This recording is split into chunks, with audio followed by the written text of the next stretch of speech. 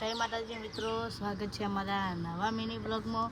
તો આજે અમારા મા પપ્પાનો બર્થડે છે, તો અમે વહેલા આવી ગયા છીએ।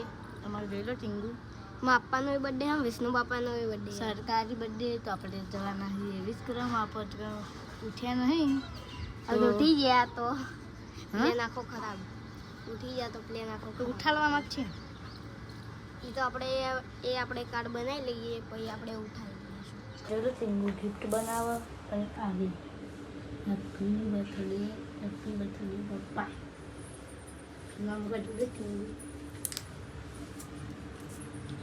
હજુ પણ સજાવટ નહીં કરતી,